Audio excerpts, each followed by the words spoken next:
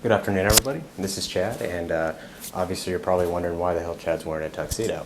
Well, there's a reason. Many reasons, actually, but the main reason why I want to do this video in this tuxedo is because it's symbolic. It's symbolic of where we've lost our way. Specifically, the separation between who we were and who we are. Who we were in the past, yes, we want to improve. And I'm not going to say that 30 years ago was better than it is now. It's just different. But I think an important element that we've been missing in our entire education system is one major thing, and it's understanding history. And it's not just having a knowledge and spitting out dates and et cetera, et cetera. That's not as important. It's what frame of reference were people in? Why did we adhere to traditions? Why were traditions important? Was it all based in religion? Was it not? Was it based in institution? Were culture, was it about respect? The word etiquette has almost zero meaning today. What is etiquette? You know, I see so many people, women, men, women posting things about how they want a gentleman, and men posting things about how women are hard to get along with, they're not rational, things like this. And honestly, finding the root of this problem, I can't do it. I just do not have the intellect, the ability, or the skills, or the patience, or the time to identify what the root of this problem is. I'm sure there's some INTP personalities out there that already know what the root of the problem is. I'm looking at solutions. I think one of the solutions is education reform. It's really getting people to understand where we've come from, getting people to understand where we're going. It's hard to really depict what's changing when you don't know what it's changing from. And that's why there's an importance in history. Understanding past mistakes and being able to improv from that. The reason why the tuxedo is also symbolic is where we've lost our way as men in this culture. And today, gender roles are blending. And that's maybe a good thing, maybe a bad thing. Again, I don't have the wide-scale intellect to be able to determine the negative and or positive effects of that, but I can tell you that because I'm a traditionalist, I find it just a little bit off for me, personally. But it doesn't mean that, and it's just more of there's many reasons why, but I'm not here to convince you of my views on that. My point is, the tuxedo is symbolic of where we've come from, and as men, what it used to take. We used to spend time thinking about other people and taking care of things. And a lot of this comes from my Christian beliefs, me being a very strong Christian. I'm rooted in this tradition that a lot of people are not going to believe me in. And a lot of people are going to feel like it's outdated, and that's totally fine. I don't encourage any type of particular segment or belief over another. That means if you're, Muslim, atheist, doesn't matter. As long as you're not infringing on other people's rights and you're believing in what you really think is important and you're taking time to consider other people. The reason why the tuxedo is important to me is because it's symbolic of all the history and culture behind it. I believe it was in the late 1800s when it really started coming around. I believe there was a club called the Tuxedo Club, and it used to be, you would take a dinner, originally it started with a dinner jacket, and people used to wear tuxedos to dinner. And that's where the tuxedo concept came from, was this, it was a dress for dinner. And even to this day, the rule on tuxedo is not before 6 o'clock. That's kind of been warped too, to where people were doing daytime weddings in tuxedos when that really should be morning dress. But again, adherence to all these rules, I wouldn't say it's necessarily a bad thing to break them. I just want people to understand there's history behind this stuff, and I don't want us to forget everything that we've formed our beliefs on. I think it's important to understand where everyone's come from and kind of the work that it takes. Not so much about impressing people, but that I take your time seriously. I take the person I'm talking to seriously. I'm gonna take our time together seriously, and I want you to understand that I took time out to respect you, and that is why I have so much pride in dress. And it's not so much about being this super nicely dressed person, even though I enjoy that aspect. It's more about the tradition behind it. And again, a lot of users may say, oh, that's SI working in it. And it's really not, because I'm not relating present data to the past. I'm just admiring the intellect that was behind it and why these traditions were there in the first place. I'm very unconventional, which means I'm okay with people bending and breaking rules.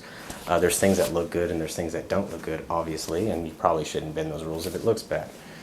For you, I mean, some people don't have an eye for it, so they like advice. Then there's some people who are just so fixed in their ways they're just not going to change, or they're going to change everything, and that's totally fine too. As an ENTJ, we take what is already existing and we just move it forward. Though there are some changes that I don't like that are going on in current society. Mainly the area of men and what we're abandoning. We're abandoning our children. It's become a very narcissistic culture. It's become a culture based on what we want instead of the sacrifices we need to make for our kids. I said this the other day, and it's pretty out there, but I think there almost should be a qualification for people to be parents. It sounds offensive, but it's really toxic if you don't have essential life skills and you're trying to teach kids. What are you teaching kids? You teach kids through your actions, you teach kids through your words, you teach kids through what you don't do, so your inactions.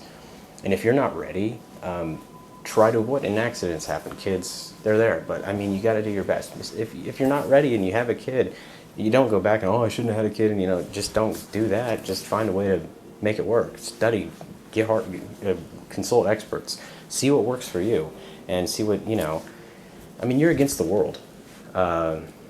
Everybody's pushing your kids one way, and that's what I want people to ask is, if you had a kid, and for the single people who don't have kids, how would you want your kids to be? How would you want them to act? Do you want them to give a big middle finger to the world, or do you want them to be a certain way? How do you want to raise them? I mean, in my mind, honestly, both ways are okay. It's just, I think everything's needed. There's people who are going to adhere to customs, and then the customs are outdated, they're going to be ruled out, that kind of thing. But the tuxedo, to me, is a representation of old school traditional manhood that I think is fading away. We've become, the gender roles have blended, and so it's become a problematic situation. And I mean this in the sense of we're losing our identity. We're losing the ability to be able to treat women with respect because we don't even know where we are in retrospect. Taking time to learn about how we are. If you're Christian, which I hope some of you are, then I really hope that you guys read this book called Wild at Heart. I believe it's by Eldridge. I don't remember his first name off the top of my head, but it's a really fascinating book about raising your boy, and kind of what the important role of father plays in his child's life. And I mean, I get chills thinking about it. It's one of the greatest books I've ever read, and I had a friend recommend it to me a while back. And so I really hope that we at least understand where we come from, so when we do make changes in the future, and we will, which I look forward to those changes, they're changes based in education, they're changes based with, they're knowledgeable changes, they're changes based understanding where we came from and how we're improving on the systems. Because if you don't know where you came from, then do you know if you're really improving or not? Are you, I mean, think about this.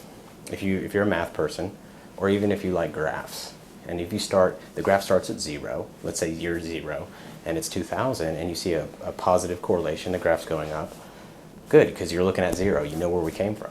But what if you're looking at 2000 to 2002, or 2014 to 2015, and it's maybe up or down? Let's say it's up. Do you know if it's up this year, so okay, great, but do you really understand if it's going up in the big picture? Is it really going up in the big picture? Is it, if you cut off where we've come from, then maybe you'll understand that, okay, it's not going up, because I can see now it's on a lower scale than it was 40, 50, 60, 70, 80 years ago, whatever you're measuring. So and understanding that part of history is absolutely critical for us to know where we came from. I'm not saying that we should go back to those ways. I'm saying that we should improve those with an understanding of where we come from and the areas that we need improvement in society. That includes race relations, that includes education, that includes healthcare, that includes the government. All of it needs a lot of work. And I hope that people my age stop being so apathetic. Stop saying forget everything and forget everybody, contribute, because everybody has contribution equity. It's how you use it in this world. And you don't have to be like me. You don't have to be you don't have to be a ENTJ to make change. You don't have to be a certain type. everybody has a potential in them. It's not everybody will use it to contribute. They'll just keep it to themselves, and that's where I'm having a lot of struggle watching people with potential and they're not doing things to change society, what I think may be for the better, what they think is for the better. And some people are, and maybe it's for the wrong reason. Maybe it's the wrong change, but at least they're trying to advocate for something they believe in, which is great because conflict, one side or another side, leads to growth. It leads to stress, leads to enhancement. So we need both sides. We need people who disagree with me. We need people who agree with me. As long as you do and you post your commentary professionally, I will respond professionally. But if you start getting down to levels where it's insulting or degrading character, I probably won't respond at all, or I'll just get you off my channel, which I will have done before. I really don't want to do that because I just don't feel like, I think everybody can voice their opinion, and I really try to do that, but ultimately I feel that if you go on that level, I'm not going to go there with you, so I don't like to be threatened like that, so I try to cut that off immediately. But I do encourage conflict, I do encourage change, I do encourage different opinions and different beliefs. So for me, it's absolutely critical to help people understand this, help people understand where we came from. And the tuxedo is symbolic of that, as men, where we've come from as men, and where we're going to go in the future. I need guys to come together and be brothers again. Stop having beefs and arguments about silly things, and look at the culture, look at things you can improve. Get over your problems with each other and move forward. Stop going after your best friend's girl. There's plenty of women out there. Come on. Guys, get your crap together. There is so much stuff that we have to do as a gender. And same for women. They have to do a lot for a gender too. And I'm not saying women should be oppressed again and put down like they were in the past. I'm saying women should bond together and move forward for change as well. So those type of things can create a culture for our kids to live in a society that's better than it is today. But it comes from understanding where we've come from. If you don't understand that, then maybe your change is repeating the same mistake in the past. So that's what I'm trying to avoid in general, and I hope people understand that. And that's where my concern is, because it's got to be done. It's got to be done right. It's got to be done in a way that we can talk and get over each other's differences, and we can use the points of conflict to find a joint resolution that works. I know it sounds ideal, but it's possible between two mature parties. So I hope that we find a way to improve the education system. I have a few ideas. Find a way to improve healthcare. Find a way to improve the way that we're treating our population. The people with the poverty, I think there's a great way to resolve that. There's all kinds of things that we need to come together to, but we have to understand where we came from. So this is my call to action for you guys that are around my age, anywhere from 20 to 35. Start learning now about history. Start learning now about things that you can change, political laws, politics. Is the political system totally corrupt? Is it possible for change? If it is, then what can you do to help it? If it's not, and you really truly believe the political system is screwed and there's nothing you can do about it, think of ways that you can still impact people outside of the political system. It doesn't mean to get involved with politics. It's kind of, what can you do to help someone else next to you? How can you improve who you are so you can help more people around you? I know this sounds very effy, but honestly, if I were to ever have kids, I want this world to be a place where I can feel comfortable and I can feel my kids are safe and comfortable. I don't want a world where people are threatened and people are living in fear, and people are living in fear of being broke. People are living in fear of not having health care. People are in fear of having these issues. So having these issues that are reoccurring and they're coming up. Stop voting for people you don't know anything about just because they're a race or a gender or they're a Democrat or a conservative it doesn't matter. Look at the person's political views, and if it agrees with yours, vote for them. If it doesn't, then find someone else you can align with. It's not about somebody being a certain character on the outside. It's what their views are. Do you agree with those views or not? Do you agree with free education or not? I personally don't agree with free education. There's a lot of reasons why, but I'm not going into that either. So, ultimately, I want you guys to stand up. Our generation, there's a lot of guys that are around our age that are standing up. And there's other people who are real apathetic about it. They're not getting involved, and I don't know why. This world is going to change, and it's going to impact us.